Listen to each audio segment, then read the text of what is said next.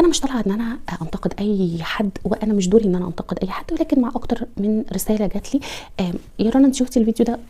شفته، او يعني كنت شفت الاول، يعني اوله كده انا بيجي قدامي في التايم لاين. طبعا كلنا شفنا الفيديو ده، واللي الحقيقه اللهم بارك طريقه الاستاذه اللي بتقدم الفيديو حلوه جدا ولبقه ومنسقه، وطريقتها اللهم بارك بتبين عليها ملامح الشخصيه القويه حتى في التعامل مع الاطفال، حسبها كذلك يعني. فطب ايه الصح؟ اللي فيه منقسموا بقى، في اللي قال يعني اللي مش عارف الفيديو، هي كانت بتتكلم ازاي ان احنا ما نقولش لا علشان ما يكونش حقوق والدين لابونا وامنا، بتتكلم الاطفال يعني. فايه الصح؟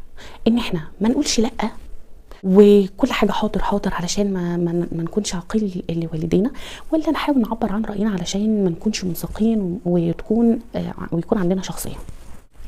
خليني بس اقول لكم في الاول كده تنبيه كده، انا مش طالعه انتقد الفيديو ولا انتقد طريقتها، انا بتكلم في المجمل بره الفيديو خالص، عشان بس انا مش بحب ان انا جو الانتقادات ونعلي على بعض والكلام دي مش سماتي خالص يعني.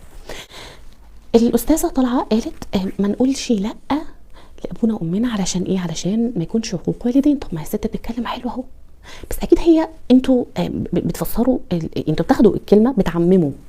الست ذكرت نماذج معينه ومواقف معينه، لكن هل في الطبيعي احنا ما ينفعش نقول لا لابونا وامنا؟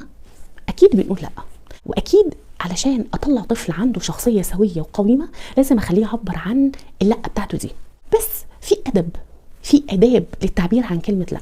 يعني لما ابويا يكون طالب مني او امي ان انا اساعده في حاجه واقول له لا، طبعا ما ينفعش.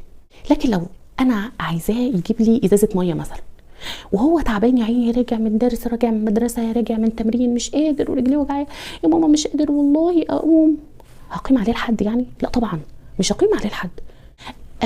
مش هقعد بقى اهدد ولادي بالعقوق واهددهم بطاعتهم ليا، وانتوا لو ما سمعتوش كلامي هتبقوا هتدخلوا جهنم وهتدخلوا النار، لو ما كملتيش طبق الرز بالملوخيه ده انا مش راضيه عنك. الله، ما احنا برضو فينا عقل، ما ينفعش ان احنا نستخدم حقنا، او مش هينفع ان احنا نستخدم حاجه ربنا اداها لنا كأمهات وآباء أو أمر أولادنا بيها، إن هي بقى دي بقى العصاية اللي هنجلدهم بيها كل ما نكون عايزين حاجة وما يكونوش عايزين يعملوها أو مش قادرين يعملوها. طيب إيه الفيصل في الحتة دي؟ الإقناع والمناقشة والمحاورة، وإن أنا أفهم دوافعك إيه وتفهم دوافعي إيه.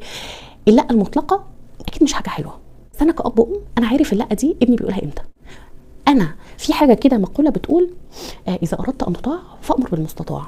انا عارف لما الطلب اللي انا بطلبه من ابني بطلبه امتى، وهيعرف يعمله لي ولا لا، وهيقدر يعمله لي ولا لا، ولو قال لي لا انا فاهم دوافعه ايه، ولو ما فهمتش او ما قدرتش استوعب اساله.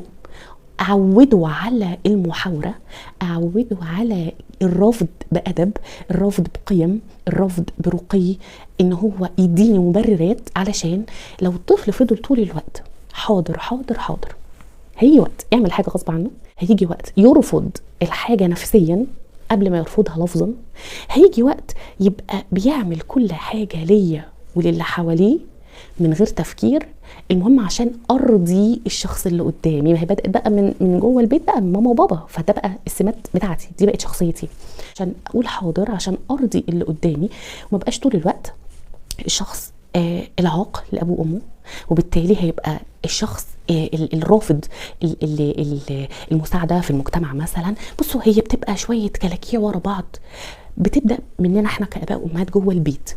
فانا لازم اعوده يرفض بشياكه وادب ورقي، يديني مبررات، اناقشه في الرفض، ما اجبروش، اعرفه الفرق ما بين لقت العقوق ولقت عدم القدره، او انا مش عايز ده لسبب، فاديني سبب، ناقشني واقنعني، فهمت الفرق ما بين الاتنين، فهمت دوافعه وفهم دوافعي، هنعرف نتقابل ونتواصل ويبقى في ما بيننا كل الحوارات والكلام الجميل.